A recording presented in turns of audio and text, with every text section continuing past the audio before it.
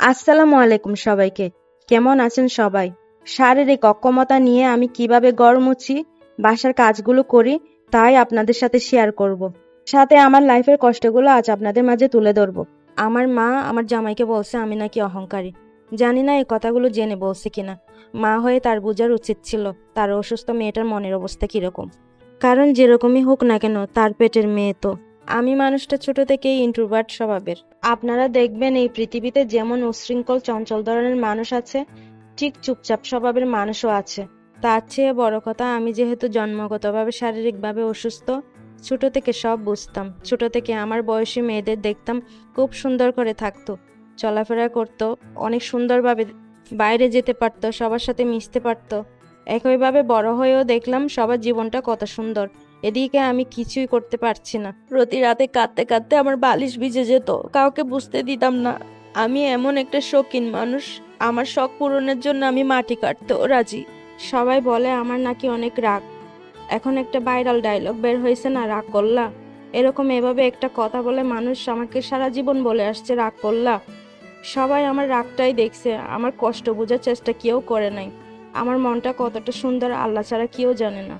এখন কষ্ট কিছুটা পেলেও নিজের সংসারে খুশি কেন জানেন?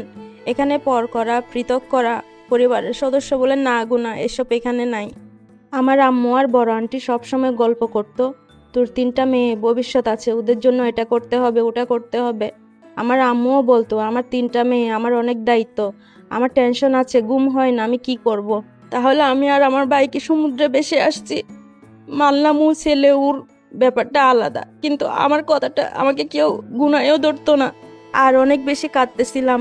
আর আমি কি জন্য কাঁদতেছি আর আমার ভাই আমাকে কি বলল, বলতেছে ল্যাংড়াটাকে নিয়ে অনেক জ্বালাই আছে।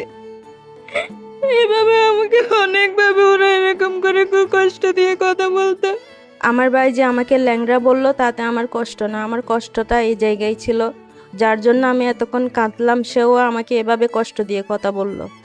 বড় ভাই হিসেবে আমার জামাই আমার ছোট বোনকে একটু বলে যে বেশিক্ষণ ফোন নিয়ে না থেকে একটু পড়াশোনায় মন দাও।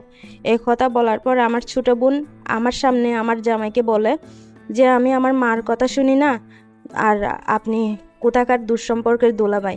বিশ্বাস করবেন না, কথাটা আর কি শোনার পরে মনে হয়েছিল আমার ভিতরটা ছিদ্র করে ফেলছে কেউ। আমি কখনো তাদের সাথে দুঃসম্পর্ক, আপন পর এগুলোর হিসাব করি নাই।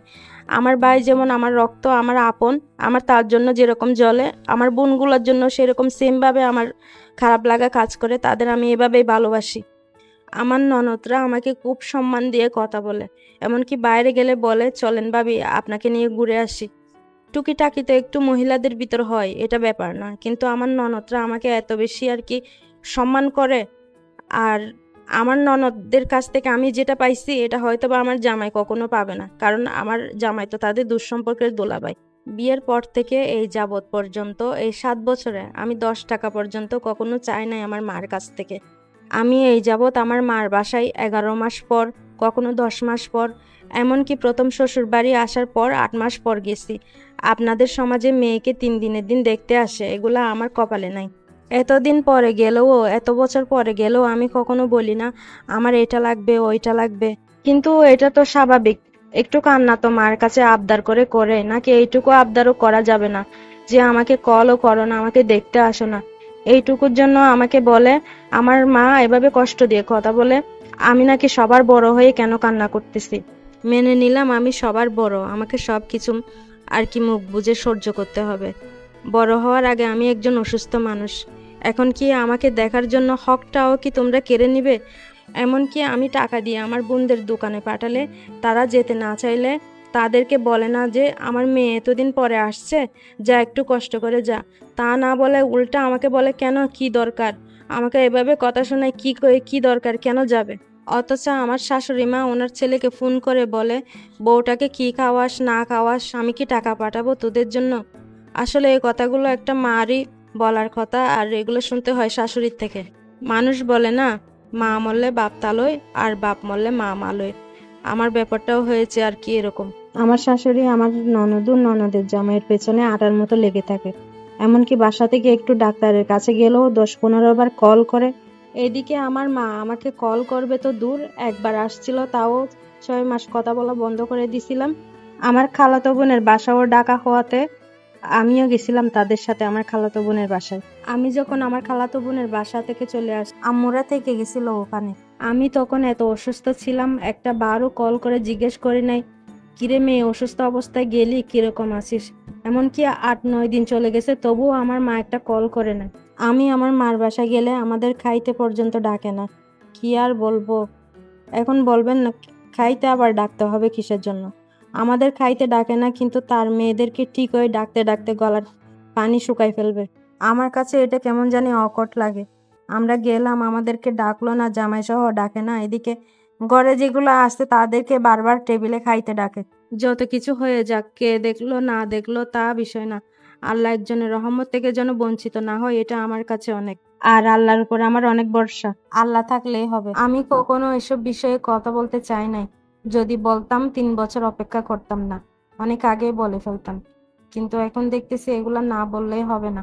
আমি কখন কাকে কি দিলাম, কত কি খরচ করলাম, এটা কখনো আমি হিসাব রাখি না। কিন্তু আমাকে যেহেতু ছোট করে কথা বলছে, আমাকে যেহেতু এভাবে শুনাইছে, তাহলে আমি বলে রাখি, আমি এমন কষ্ট করে স্বর্ণের চেন, স্বর্ণের কানের দুল বানাই দিছি। আমার নিজে না খেয়ে, নিজে না পরে, একটু একটু সঞ্চয় করে আমি এভাবে দিছি। কিন্তু ওরা মা মেয়ে আমাকে এভাবে কথা শোনাইছে। মানে মানুষের এখন টাকা হয়ে গেছে, খুব মানে আমাকে বাজেভাবে আর কি কথা শোনাইছে। আমি আশা করি নাই নিজের মানুষদের কাছ থেকে এভাবে আর কি কথা শুনবো। যাই হোক, নিজের কষ্টগুলো আজকে এভাবে শেয়ার করলাম। এদিকে রান্না করতেছি সোয়াবিন। সোয়াবিনগুলো আর কি রান্না করলে অনেক বেশি মজা হয়। আমি ইন্ডিয়ানদেরকে দেখছি এভাবে সোয়াবিন রান্না করতে, নিজে কখনো ট্রাই করি নাই, এই প্রথম আমাদের বাসায় সোয়াবিন রান্না হচ্ছে। আমি খুব অবাগা একজন মানুষ। আমি মনে করি আমার কেউ না থাকলেও আমার ফ্যান ফলোয়ার আর আমার সাবস্ক্রাইবাররা আমার পাশে আছে। এভাবে আমার পাশে থাকবেন, আমার জন্য দোয়া করবেন।